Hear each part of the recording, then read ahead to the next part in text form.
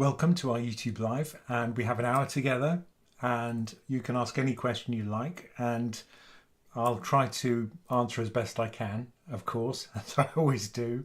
And as always, I'm always going to be surprised by the quality of the questions, so thank you in advance for those.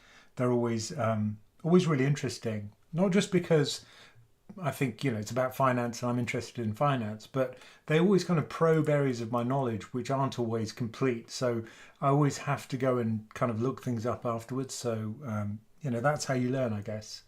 So it keeps me current and I get a feel for what's going on in people's minds. So it's very valuable from that point of view for myself. But hopefully it helps you too. And let me just begin by saying that we have another one which is going to be on the Bank of England next week. Let me just find out when that is. Laura's probably going to chat me and we'll be able to find out when she does. And I might be able to find the document actually. No, I can't. Okay.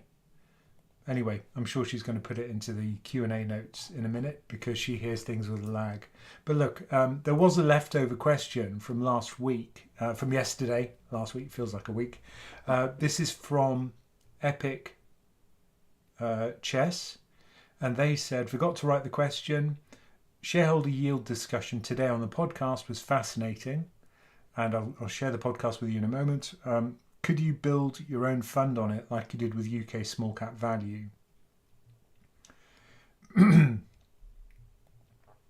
So let me just share the podcast so you can see the episode that Epic Chess is talking about. Move my face. So this is the Many Happy Returns podcast. We put it out every week.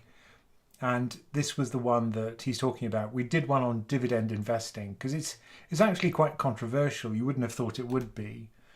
But the real question with dividends is, are they worth it? Is there any point in buying high dividend stocks, given that the dividend, when it's paid, makes the share price drop, such that economically there really shouldn't be a choice between paying a dividend or reinvesting back into the company. But of course, the reality is not quite that. Not that is kind of different from the economic truth.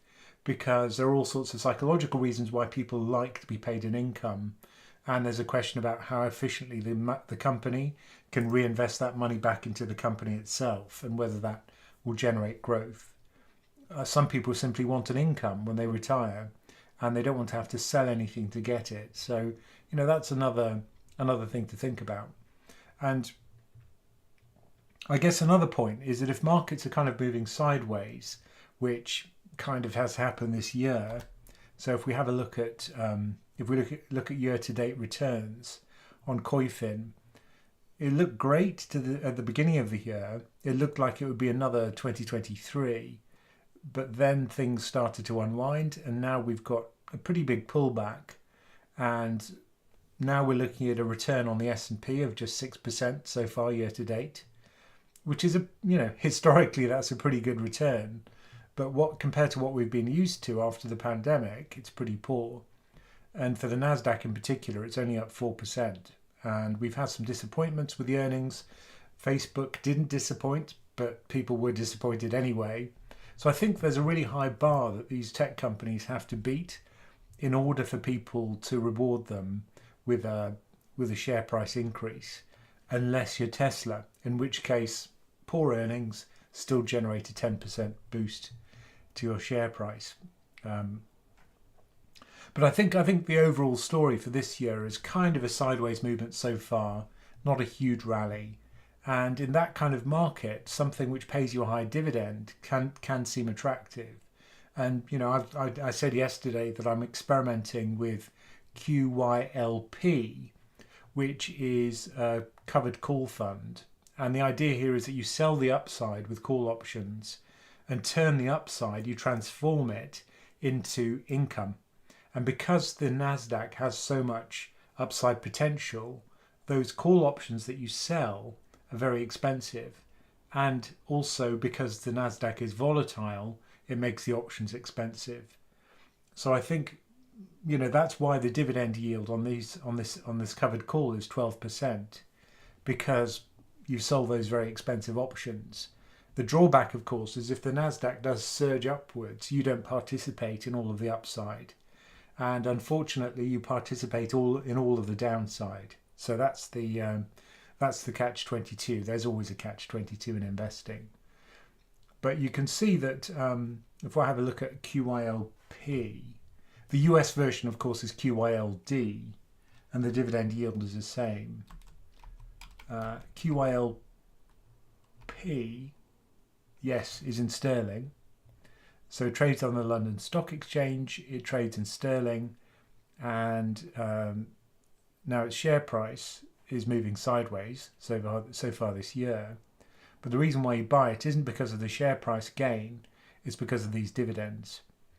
And you can see it's 16 cents, it's paid monthly, and if you work that out, it's currently about 12%. So what I've done is on Trading 212, I've got a pie which has just got one fund in it, which is QYLP. It's my QYLP pie. It's a pie with one slice, and it reinvests the dividends automatically every time a dividend is paid. And the second benefit of using Trading 212 is it has fractional shares, so that I won't get it rounded up or down. I'll get precisely 1/12, well, not precisely, roughly 1/12 of the fund growth every month as it's reinvested back into the fund, such that at the end of each year I have 12% more of that fund, and then after 2 years I have 24% more of that fund. So I'm just kind of experimenting with this. Of course, if there's a crash in the Nasdaq, I'm going to bear the full brunt of it, and I bought it when the Nasdaq was high, so I'm expecting that to happen. But of course the dividend gets reinvested and you'll end up buying more because firstly the volatility will spike and the upside call will be more expensive, and secondly you'll be buying it at a lower price. So I think it'll be interesting anyway, just to hold on to that for a long period of time. And if you combine it with the ability to turn it into an accumulation fund, I think that's kind of interesting. And in a sideways market, something like a covered call is quite attractive. So that's just something I'm experimenting with at the moment. So I thought I'd share that with you. But coming back to your question, Epic Chess, could I construct a small cap value? Oh yes, and Laura says, we can all read it together, Bank of England next Thursday, the 9th at 6 p.m. and like and subscribe. There you are. You can see Laura's instructions to me. She treats me like a Labrador. I have to have very simple commands, and I usually respond to them. So Thursday the 9th, Thursday the 9th, 6 p.m. And please do like and subscribe. And Epic Chess's question was, could I build a total return fund in the UK? And the answer is it would be tricky. And the reason why is because UK stocks typically don't do share buybacks. It's a very much US phenomenon. Recently, however, we have seen more of that.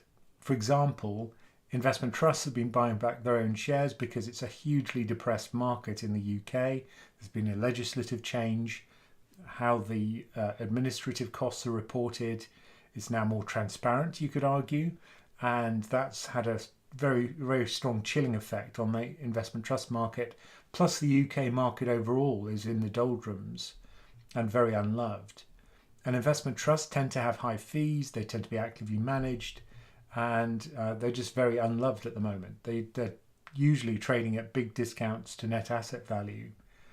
So a lot of these investment trusts have been doing those buybacks. So as far as I'm aware, I don't think there's a buyback field in Stockopedia. Let's have a quick look at that, because that could be interesting. Stockopedia.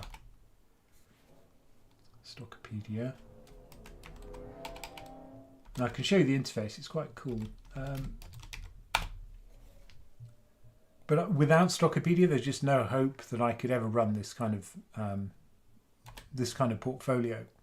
So the screen I've got is this one, small cap value momentum, and small cap value momentum quality. So you can see the filter criteria here at the top of the definition, if you like, of the filter here. So the quality rank has to be greater than 50. So that means you're looking for companies with strong balance sheets, with good earnings growth, without too much leverage. You're looking at value greater than 50, so they're not expensive. So value of 100 would be the cheapest stock in the universe I've got, which is UK currently, although there are other regions, US, Europe, Asia, and so on. But I've got a UK focus currently. Momentum rank has to be greater than 50, so the earnings and the price have to be kind of turning around. So things like brokers have to be upgrading the stock rather than downgrading it. And then finally, I have a market cap filter. So absolute tiddlers I exclude, 100 million or less market cap, and it's not in the portfolio. Less than a billion, so it has to be between 100 and a billion. 100 million and a billion market cap. And then the spread, this is what I've just learnt, has to be less than 500 basis points, because I don't want something which has a huge bid offer spread. And there's a sorry tale of woe involved in that, I can tell you. And in fact, I will tell you when my video is published, the one I've just got back from the editor, and I think that's going to go this Saturday or next Saturday or sometime next week, I think. And I'll tell the whole story about what went wrong. But I don't think, and we can actually try this. Let's try adding a rule, and we'll look for buyback yield. No, there's no kind of buyback column. Of course, there's dividend yield, and there's no. I wonder if there's shareholder yield. No, so buyback yield isn't there. But interesting, because I think if this was an American filter, you know, it would have buyback yield or total shareholder yield in there. So let me just explain what that is. Shareholder yield is when you add buyback yield, and you also add the so it's what it's got. So it's got three things in the numerator: the amount of debt reduction over the course of the year, so the reduction in debt, the or the increase in debt, and then we've got the buyback, the amount spent on buybacks, and the amount paid in dividends. So you add the dividend yield to the buyback yield to the change in debt annually, the net change in debt, and those three things all together give you this kind of net shareholder yield. But as far as I can see, you can't do that in Stockopedia, so I couldn't build a filter. If there was another system that did have that, maybe they'll change it. Maybe they'll change Stockopedia so it includes that. So that could be an interesting screen, an interesting filter, but currently an interesting screen. But currently, yeah, you can't add that to the screen. But it would be interesting. However, we can't do it. Brilliant. So let me come back to your questions. Lots of super chats. I really appreciate that. Thank you. The first one's from Alberto. So if you do a super chat, clearly we'll push you to the front of the queue.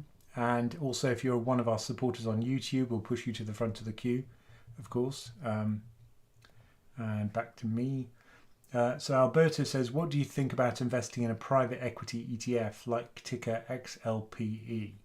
It's meant to deliver better results than a global market cap fund, I guess. So let's have a look. XLPE. And is it an ETF? It's the X-Trackers LPX Private Equity Swap ETF. So let's have a look at it. In fact, let's look at it on Just ETF first, because that's like a standardized interface. Here we go. So here's the fund that you're talking about, and let's see what it describes it as. So it seeks to track the LPX Major Market Index The LPX Major Market Index tracks the 25 global most liquid listed private equity companies covered by LPX. So immediately, you think, well, what's the management fee going to be for this? Because if it's a fund of funds, usually that's quite expensive. So this thing is adding 0.7%. Presumably there's an expense fee. There's some kind of fee embedded in each of the private equity funds as well. So you end up paying fees on fees. But still, if the returns are incredible, then it's probably worth it. The X-Trackers blah, blah, blah is the only ETF that tracks the LPX Major Market Index. Good to know. The ETF replicates the performance of underlying index synthetically with a swap. The dividends are accumulated and reinvested. So it's an accumulation fund. And the ticker is XLPE. Let's have a look at the return on it. And I'm going to use SharePad. Assume it's here. Yeah. And let's look at, firstly, let's see what currency it's in. So it's in sterling. It's been around for a while, since 2008. So let's overlay a fairly standard index with it. Let's compare it with global equity.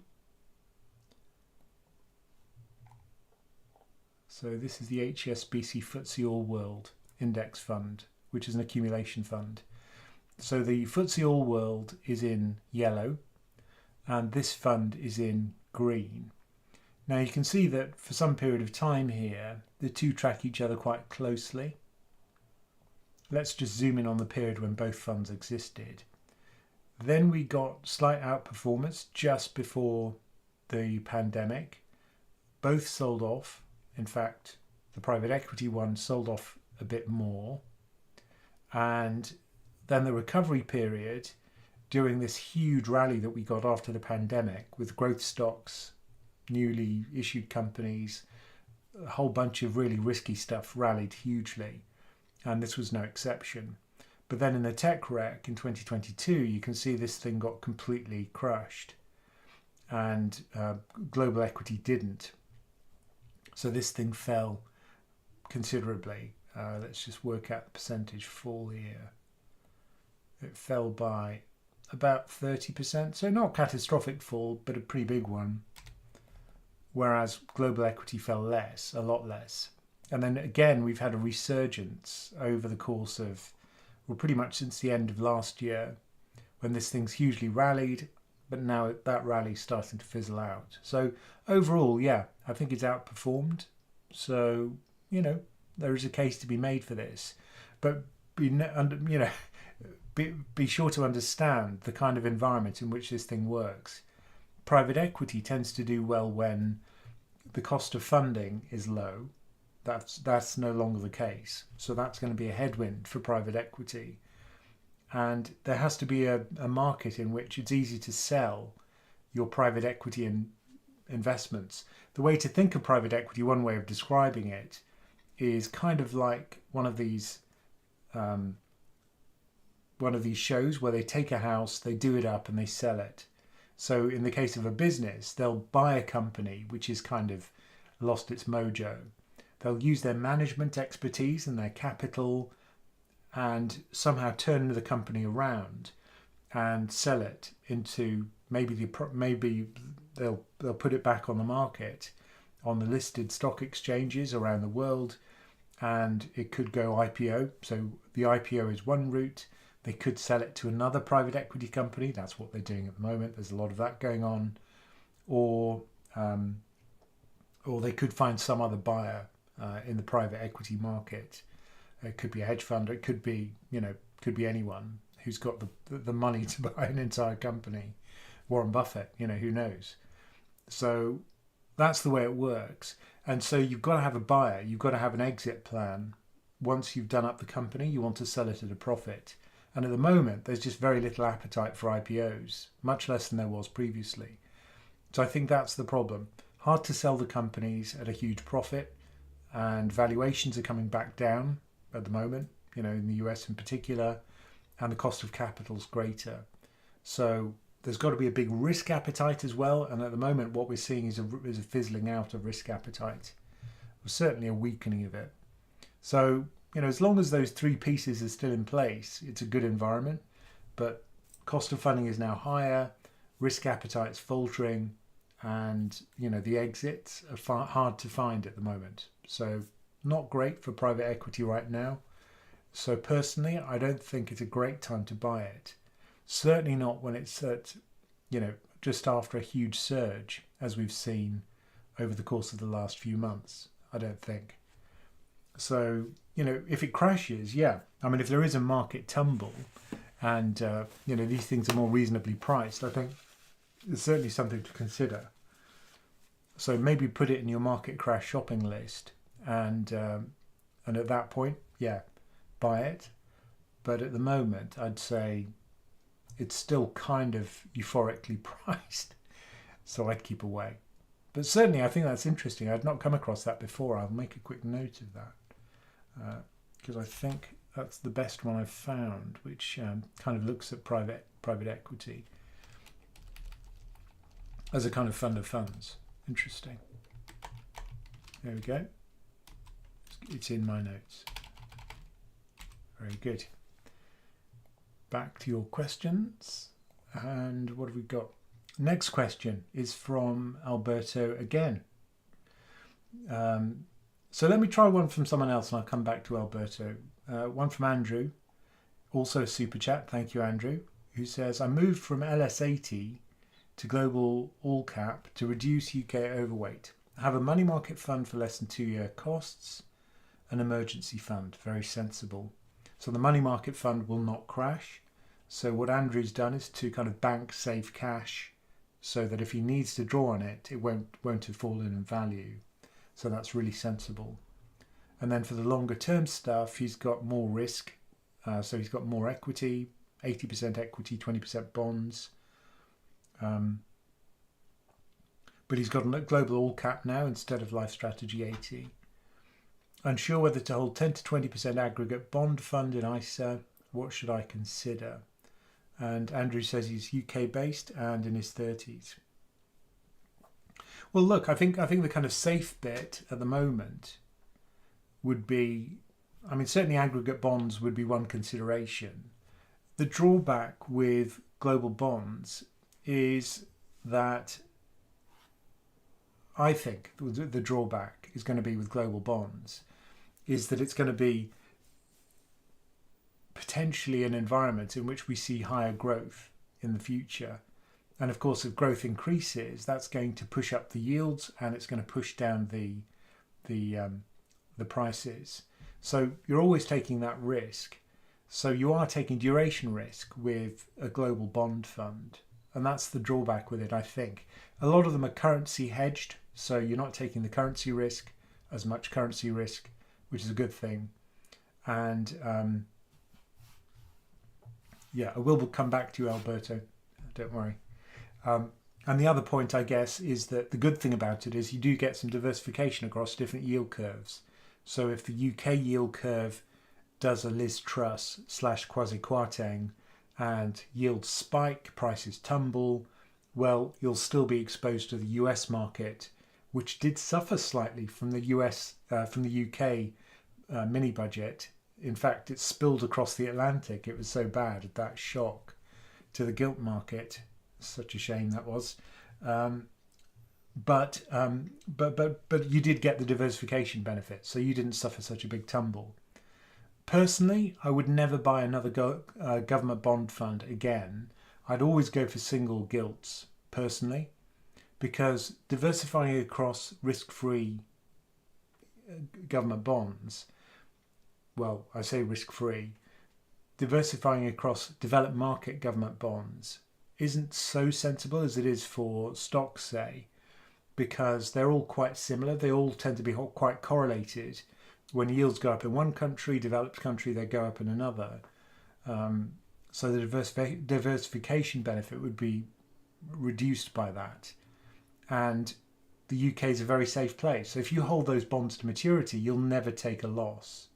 So I think that's the kind of safe bucket which I'd have.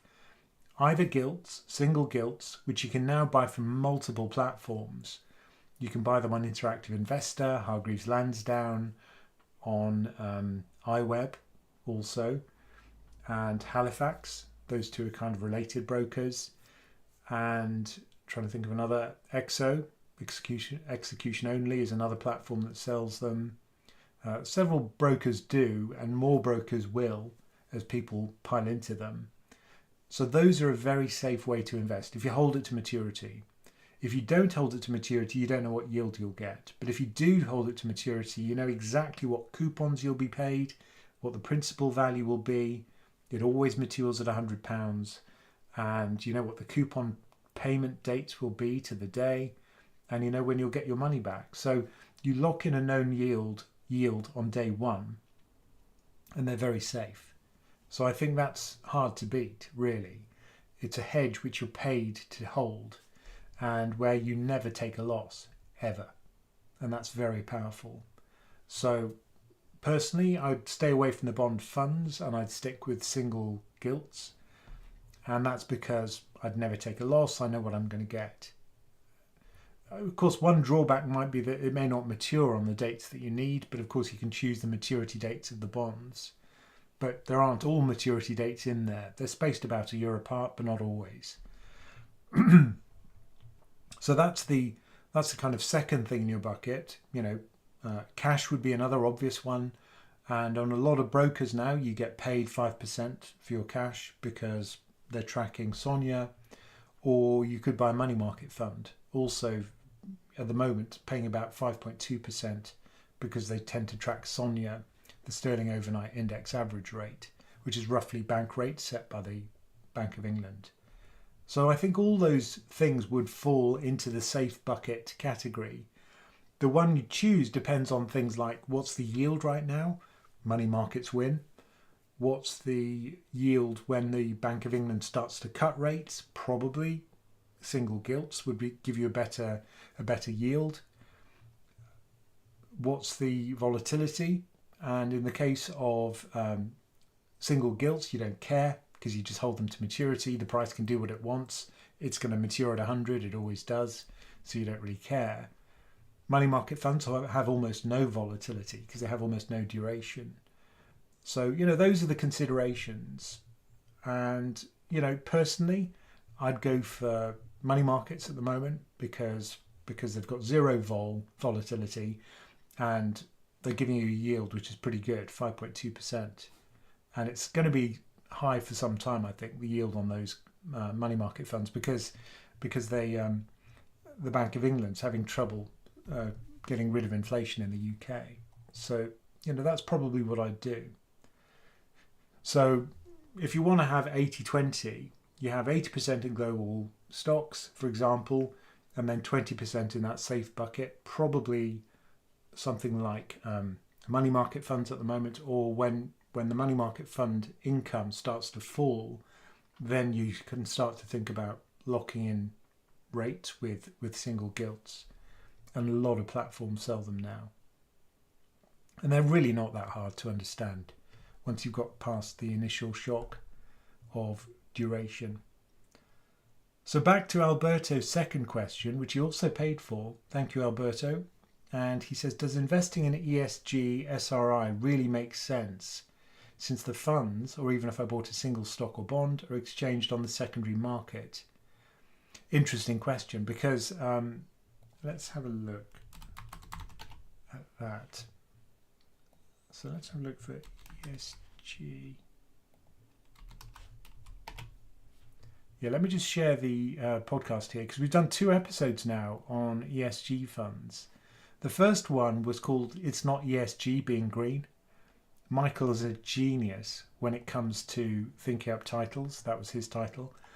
And the other one was Sustainable Investing, the End of ESG, which was more recent. Because as you know, there's been a huge backlash against ESG. So if we just look at the FT, there was a really scary article about the CEO of BlackRock, who actually got lots of death threats and had to up his security because of this anti-woke backlash. So he was quite pro-ESG and he wrote various articles about this. And because BlackRock is so influential, they control so many votes because they have lots of passive funds and they've got the vote on those passive funds. And they manage, well, almost $11 trillion of assets. They've got a lot of votes, a lot of sway, and he was coming out in support of ESG. But now he's getting all these kind of anti-woke comments. So one of the candidates for the Republican Party's presidential nomination, Vivek Ramaswamy, he said that Fink is the king of the woke industrial complex and the ESG movement. And it's probably not an unrelated fact that he got these threats once he's called out as the king of the woke industrial complex. So, there's just been a huge backlash against this.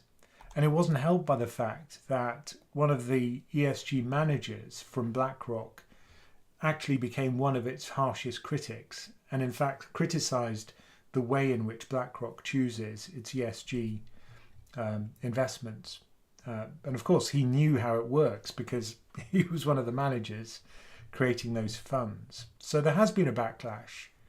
And I think your point is a very valid one, which is that if you buy a stock in the secondary market, or if you refuse to buy a stock in the secondary market, how does that affect the company? Well, let's imagine that everyone stopped buying that company's stock. That would be a problem.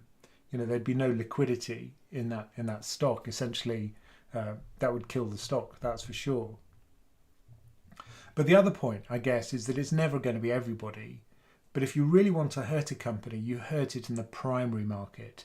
This is when they issue new capital, when they issue new shares or new bonds, and they get new money through the door to inject into the company, to grow the company and to invest in the company. And that primary market, if they're starved of capital in the primary market, that's a real problem. So let's say the share price increases a lot.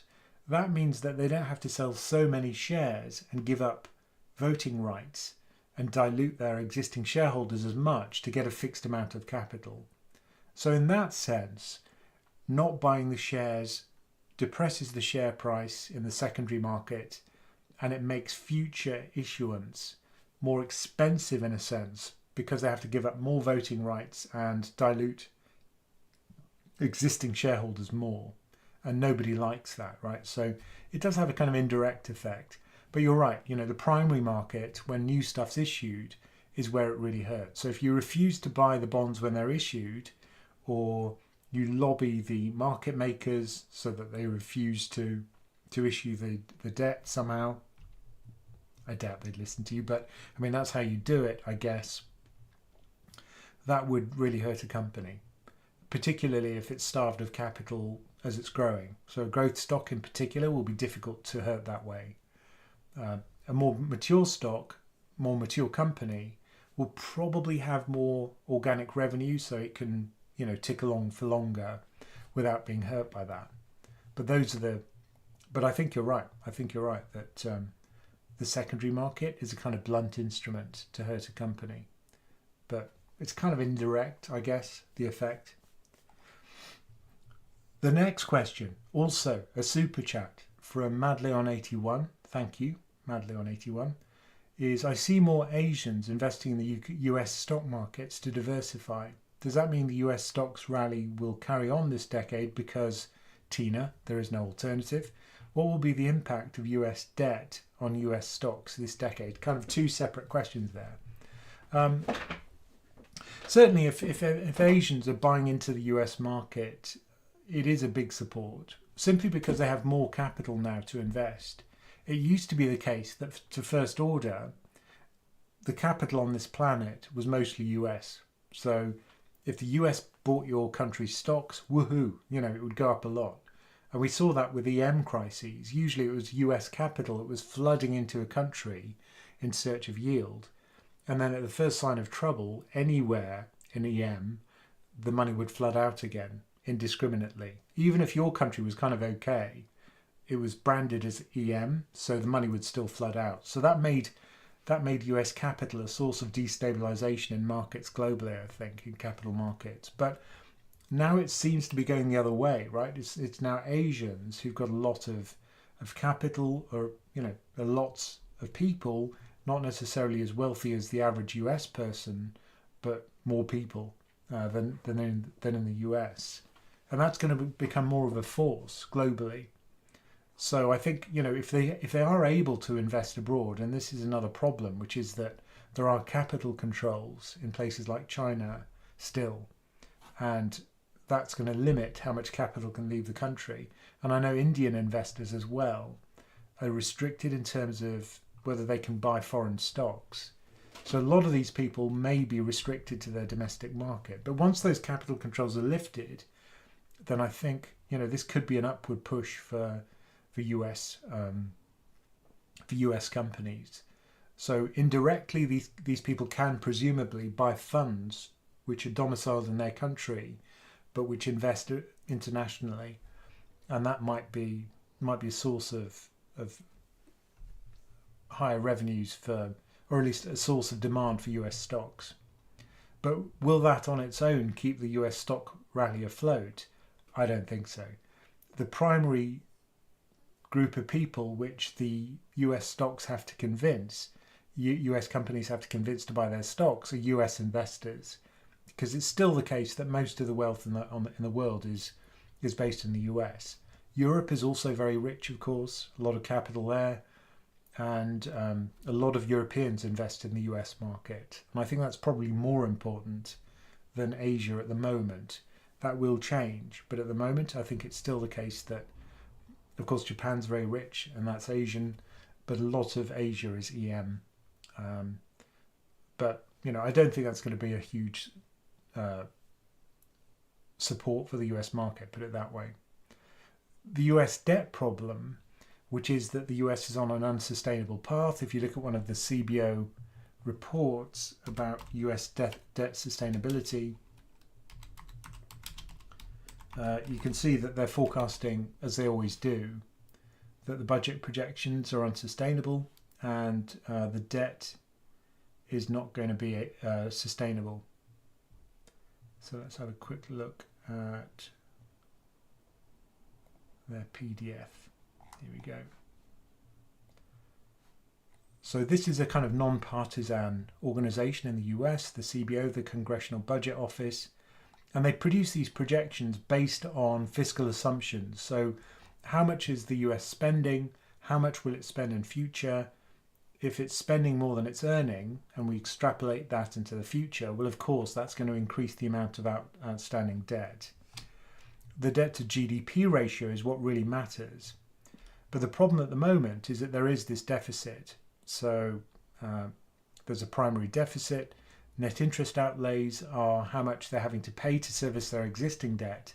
And of course, as interest rates have increased, it's costing more to service the existing debt, which previously was very cheap to service.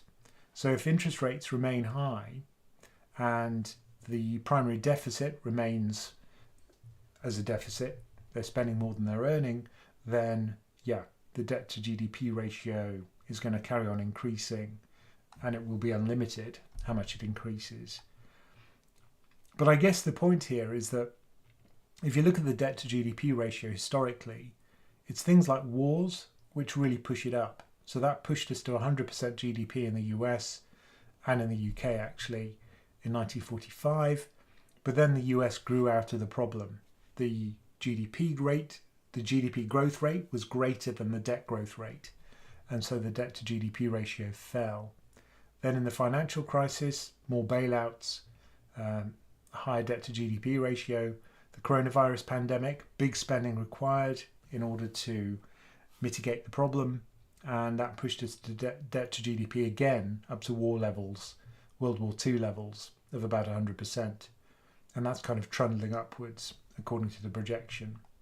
Now, clearly, what the government can do is to cut spending, and that'll slow down the increase of the debt to GDP ratio. The problem is that the discretionary spend, the stuff that they have a choice whether to spend on, things like defence, is not particularly popular to cut. Or Veterans Administration pensions. Who's not going to pay their veterans a good pension? That would be crazy. They've sacrificed blood and limbs for their country, and the least you can do is to give them a reasonable pension.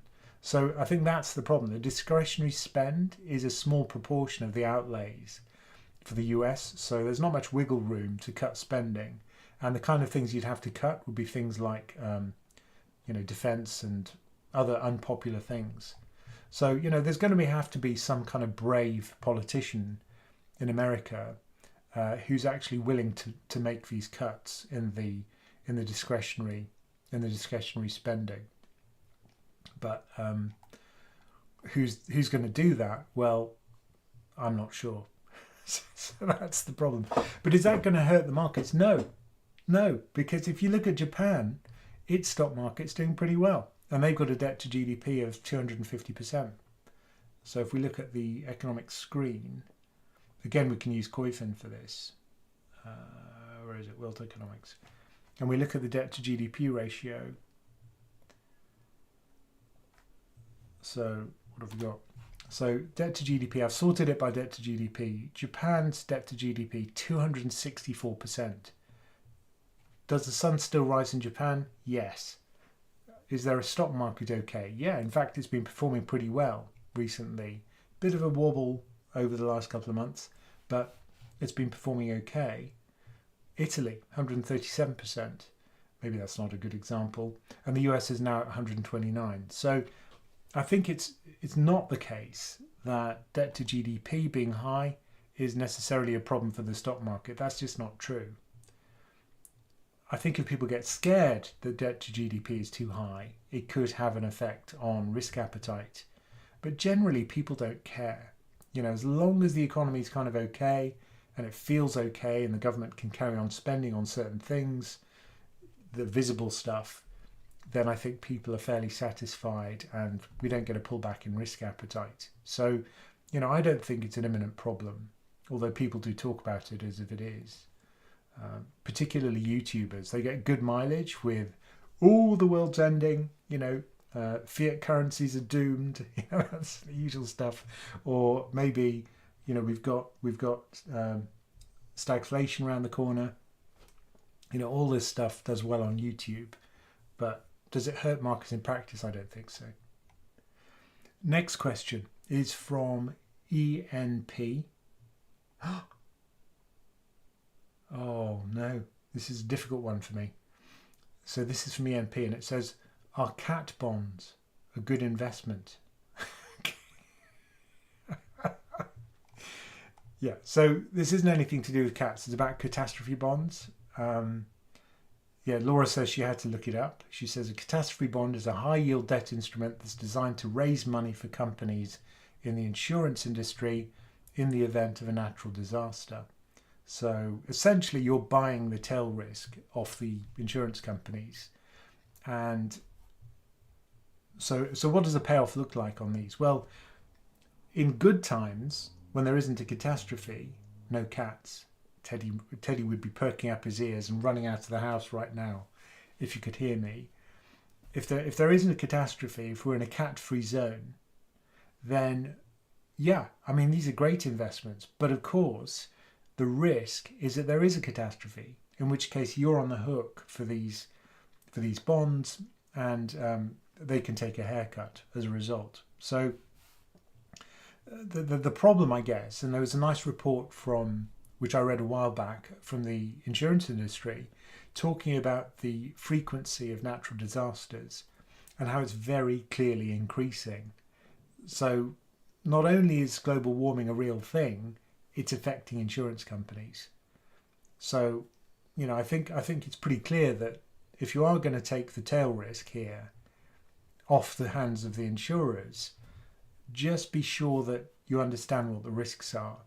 Because if there is a huge spate of tornadoes in the US or hurricanes or extreme weather events, which is becoming more frequent, you'll be on the hook for it.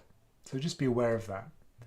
But, it tends to be fairly illiquid. It's a small illiquid market with big tail risks, the kind of thing which a retail investor probably doesn't want to do.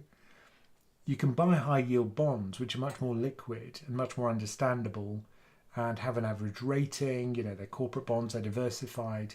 Whereas these things come with lumpy risk, where the lumpy risk is a big catastrophe wiping you out. So you don't want that, probably. I'd say go for diversifiable stuff, which offers you a high yield. So you can earn about 7-8% in high yield bonds at the moment, because the risk-free rate is 5, add 3 for credit spread, and there's your 8%. So, I think you probably don't want to do that. I certainly wouldn't. If I was going to buy it again, it would be on my market crash shopping list. So I'd buy it after a huge event where the spreads widen on these bonds. Probably that's the point to buy them, when the yield is higher, because nobody wants to buy it, and then wait until the next catastrophe. If you can't sell it during the good times, then you'll probably get a big pickup in the value of the bond. The next question is from Gavin Lawrence. Nice jumper. I assume you're referring to JGGI, or is it my jumper? Okay, I don't know. Unlikely to be my jumper, I think. Zara, yeah. Unfortunately, Zara's closed in High Wycombe, so that's the end of my Zara shopping days. So what have we got? Yes. Yeah. So this one, a couple of people have mentioned this recently, actually. I think this is the right page. Yeah. Assume this is the right one. Let me just make sure it's the right one. One sec. JGGI. JGGI. No, it's not that one.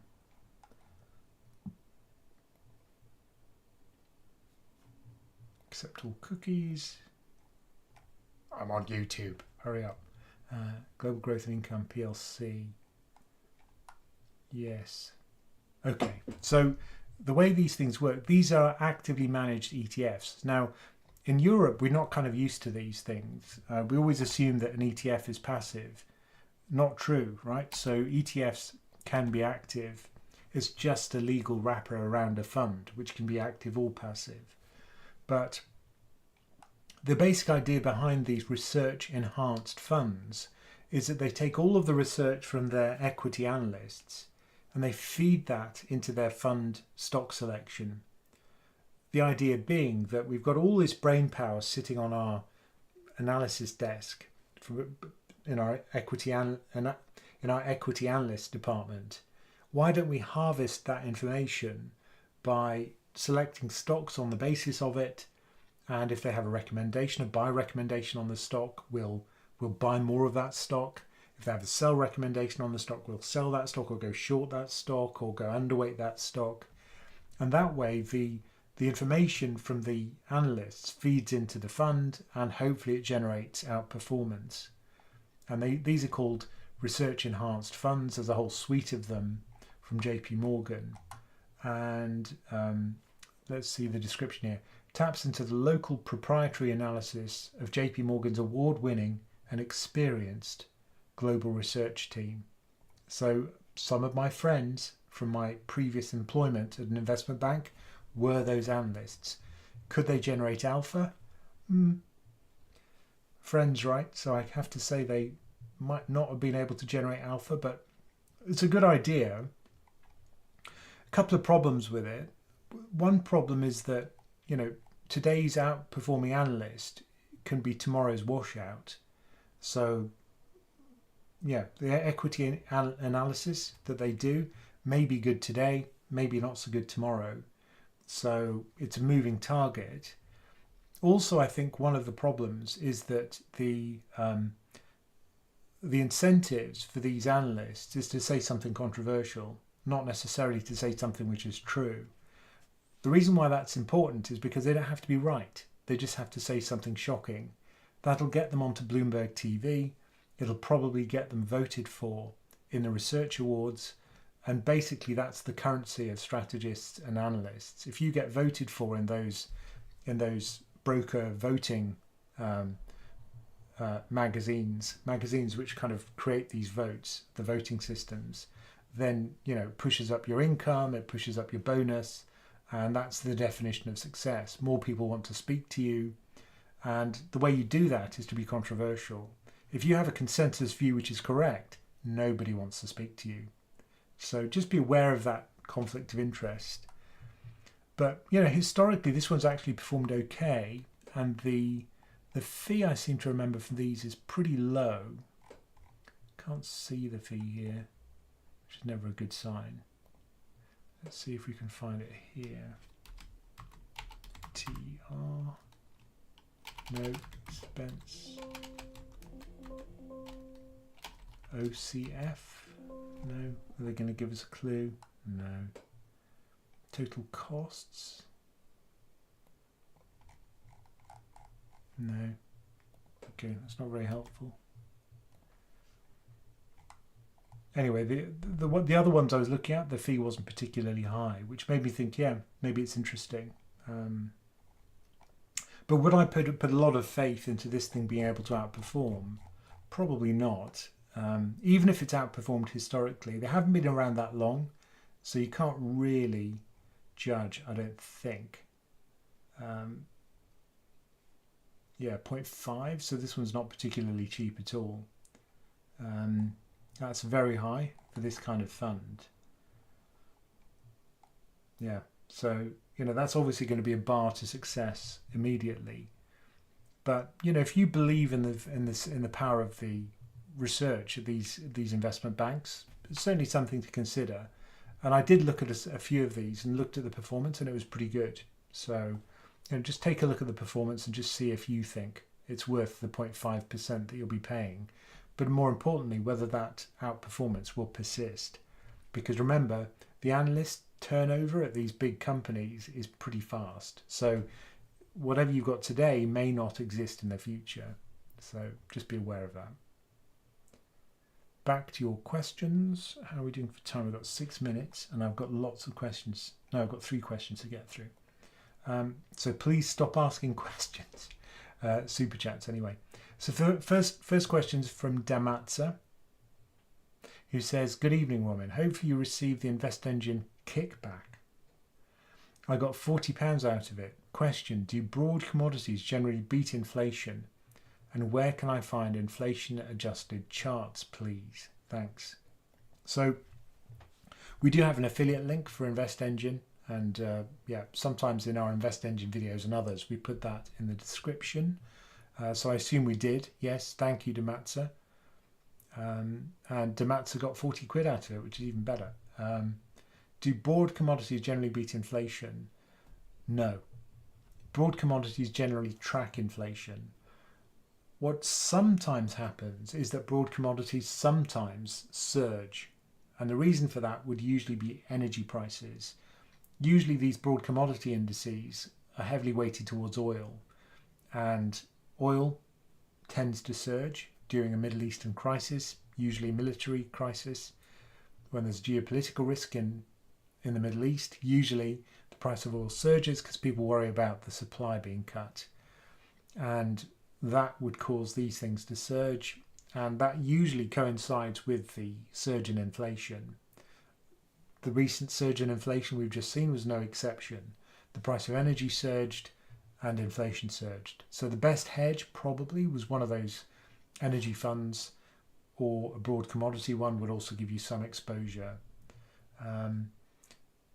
I did make a lot of money on one of those broad commodity funds, and I talked about it. If you want to find it, look for PensionCraft Commodity Super Cycle, and I go through the whole structure of these markets, how they buy futures, how the shape of the futures curve affects the cost of the fund, how you can minimize that cost, and the whole thesis behind the commodity super cycle that came out of Goldman Sachs commodity analysts. But yeah, check out that video if you want to hear the full story. But the gist is, yeah, sometimes it works. And when it works, you'll be really glad you had it. Most of the time, it'll track inflation. So, just make sure you're not paying too much in roll cost. You'll be able to find funds which have something like roll optimized, or how's the other way they describe it? They'll describe something to do with the futures curve, curve optimized, or long dated futures fund. And that way, these are all different ways to make use of the shape of the futures curve in order to minimize the roll cost. And that probably is a good thing, because what you don't want is, if the price doesn't surge, you don't want a fund where it gradually loses value, which is what happens from roll cost. It's a cost of carry. So yeah, look for one of those roll optimized funds, and that probably is the best way to get exposure. And on Just ETF, you can find plenty of those. The next question, Damatza, I should say, is one of our supporters on YouTube. Thank you, Damatza. Billy says, what complementary fund do you recommend for VHVG? I'm UK based and using trading 212. Well, I think any of the safe funds would allow you to create a portfolio which is like Life Strategy. So let's say you want to take a huge amount of risk, you'd buy 100% VHVG. If you want to take less risk, buy some money market fund. So 80-20, 80% bond, 80% stocks, 20% money market. And if you want to find a cheap money market, there are several available from which are available on Trading 212. One of them, which is quite popular, is CSH2. There are others out there. But the important thing is, usually it's best to go for the accumulation money market funds, because they don't have a fluctuating price. So just make sure you plot the price and make sure it looks like this. UK money market funds. One moment. Here we go. Yeah. So make sure it looks like this one. So I've overlaid the All World Index just for comparison. So the money market fund looks like this. Stocks look like that. Okay, so this is the safety bit, which gradually increases in value. 5.2% is the current rate of return, which is pretty good. It's very good, in fact. So that's one money market fund you could go for. Let's see if I can find another one. So this one is a fund. It's not an ETF, so it won't be available on Trading 212. Is there another ETF you could have? Yeah, this one is JP Morgan's Sterling Ultra Short Income Fund, JGSA. Again, looks like an accumulation one. There's one from Vanguard. This is their, where is it? Yeah. This is their accumulation money market fund. So, any of these will be quite similar. Is that one a fund though? Yeah, I think that's a fund, so you're not going to have that on Trading 212. But CSH2 I know is available, for example. So I hope that answers your question. And then, if you're on a platform which has, the other thing is, on Trading 212, just having cash earns at the money market rate. So you don't actually have to buy CSH2. I like to, because I know what I'm buying and you know what rate you're going to get. But cash on its own would earn money at the money market rate if you have that option switched on Trading 212. Now, alternatively, you could buy a short-dated government bond fund. That would also have very low volatility, or a global bond fund. But if you refer back to earlier in this live, you'll see the drawbacks with that, which is that they can be volatile. And, what you don't want in a hedge is a hedge that falls in value. What you want is something which which keeps its value and gradually increases at the money market interest rate. There's another question from Video Pack, who says, regarding dividend income investing versus broad index investing and withdrawal during retirement, what do you think about sequence of return risk during withdrawal phase?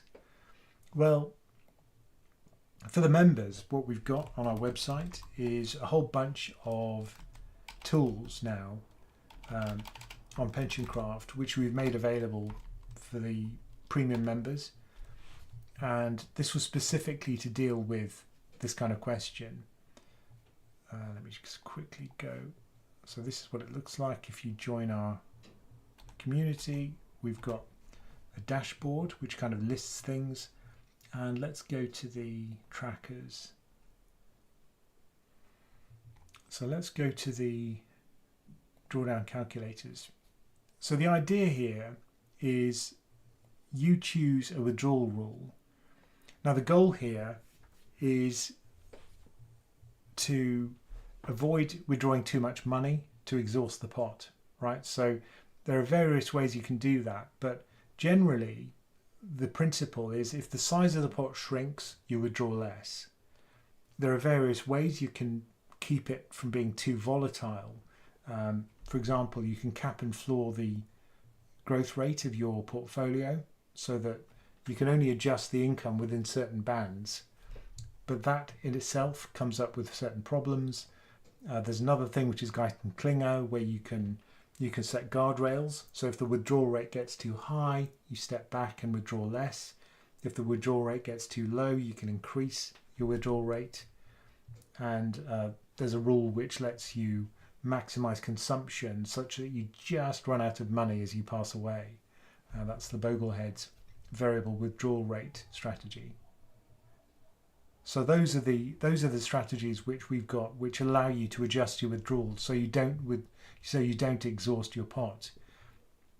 I mean, generally, the way people approach this is they de-risk early in retirement. So personally, what I'm planning to do is about 5 years before retirement, I'm going to build up a bond ladder, and that way, when I actually retire, what I'm going to do is, if there is a crash in the equity market, I'll live off the bonds. So as each bond matures, I'll put that money aside in a money market fund or just as cash and just live off that while I can, and not sell my equity, which has fallen.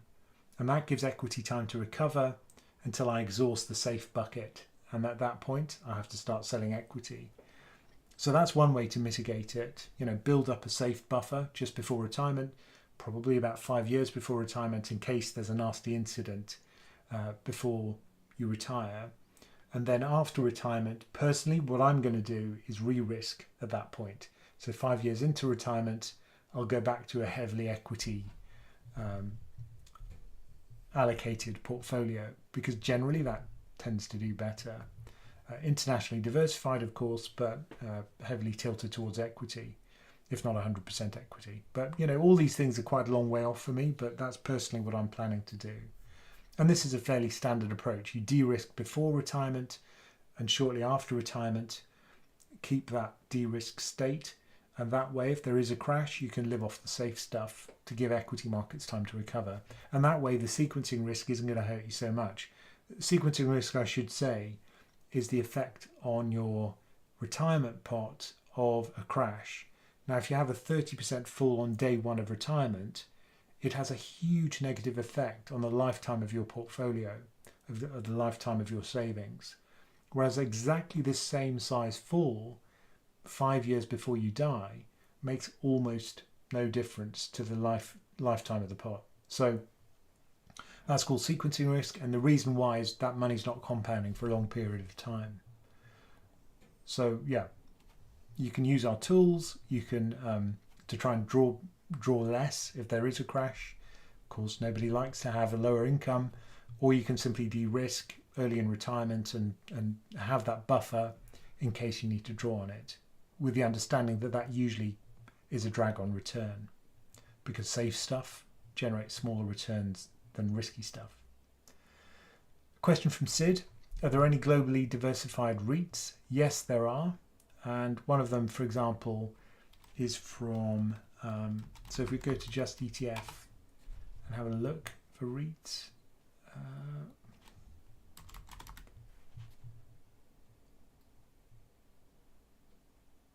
we got REITs? Yes. And the fact there's a whole article about it here. Just ETF is great. I mean, if you ever want to find a fund that does a certain thing, there's a whole article about it here. And here is a whole bunch of REITs. And so this one, the iShares Developed Markets Property Yield ETF, is a REIT which is just developed markets. There's a European one here. There's a UK one here. So if you do want to get a globally diversified one, you certainly can. I can't see. Here's a global one, and it tracks this NAREIT index. NAREIT is the name of the company that produces the indices.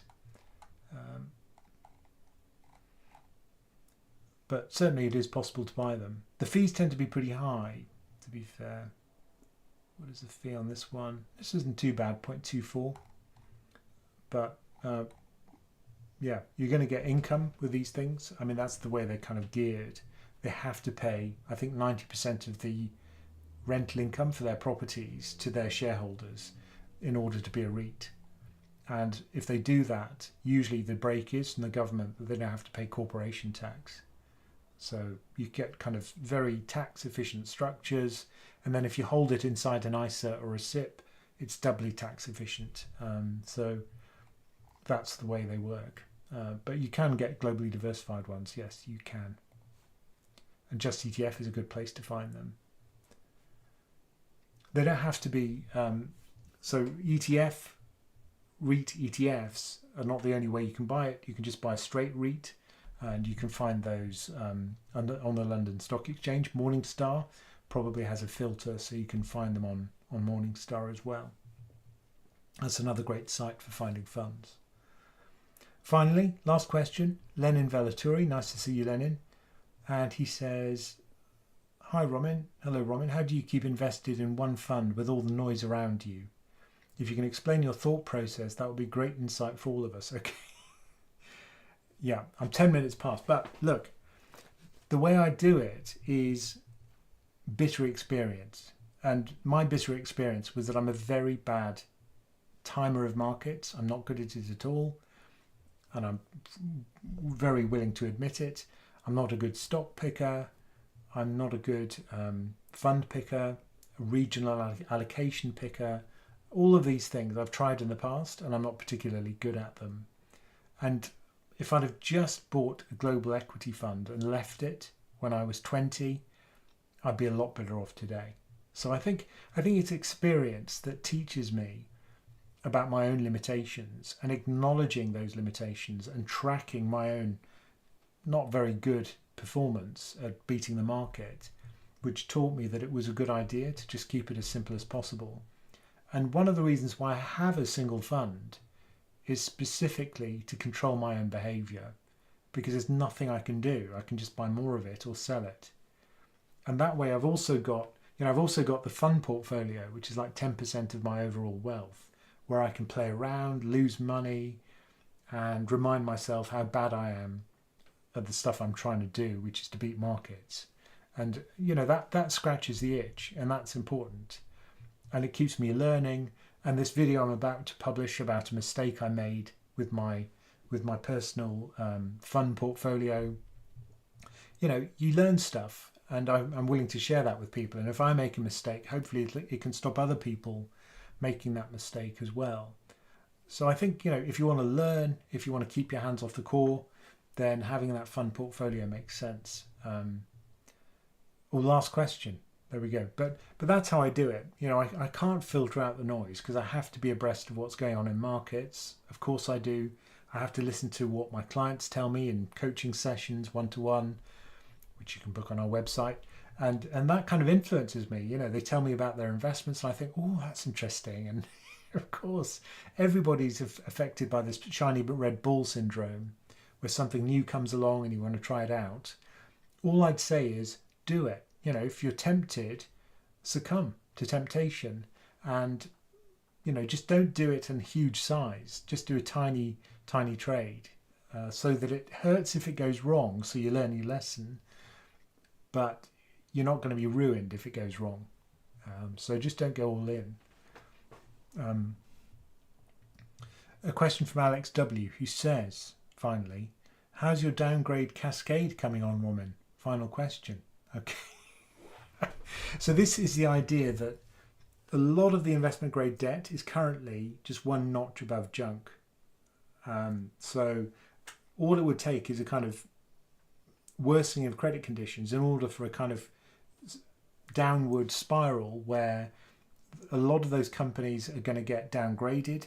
They'll cross the boundary from investment grade to junk. That means an investment grade fund will not be able to hold them, and those fund owners will become forced sellers of a lot of those companies' debt. And that means that there's this kind of cycle where people will be thinking, oh, who's going to be next to get downgraded? And, you know, it becomes a self-fulfilling prophecy. Short story, Alex, it hasn't happened. But the important point is it hasn't happened yet. So I think it could still happen. So if you look at LQD, it's still the case that the vast majority of the ratings for this investment grade corporate bond are just one notch above junk. Let's quickly look at this. Holdings, here we go. And iShares is fab. They've got really nice visibility of what they hold. So if we look at the triple B rated stuff, it makes up 45%, about half of the debt which is held by this investment grade fund is just one notch above junk. Triple A, 1%. Double A, 7%. Single A, 46%, and triple B, 45%. So the problem's still there. And if you shake this tree, the apples are going to start falling. And once they start, usually it's a cascade. So I think it's still there. And I think credit conditions are worsening. And, you know, I think this is still a possibility. But it's certainly something to be aware of. And, yeah, although it hasn't happened yet. I'm not much of a doomsayer when it comes to investing. You know, I don't make these kind of the world's ending type videos. Quite the opposite. If there's a sell-off, I'm almost always on YouTube shortly afterwards saying, don't sell, don't sell. But I think this is a real risk. And if I didn't call it out, you know, I'd be doing people a disservice, I think. Anyway, look, let's draw a line under it there. Thank you all for joining us.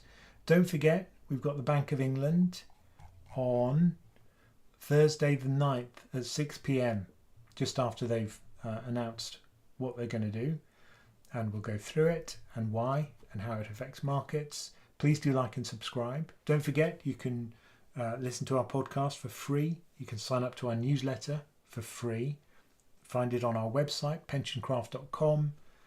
And you can also book 1 hour sessions with me, you know, one-to-one coaching sessions. So, of course, you can still join our community, and many people are doing that. We're not sure why, but they are. And they seem to enjoy the knowledge that they pick up as part of the community, plus the members-only content, plus those trackers. You know, it's a combination of things, I think, which make it an attractive place to be if you want to learn about investing. So please do join us on the community one-to-one sessions. Please do like and subscribe, and thank you for your time this evening. Take care, everyone.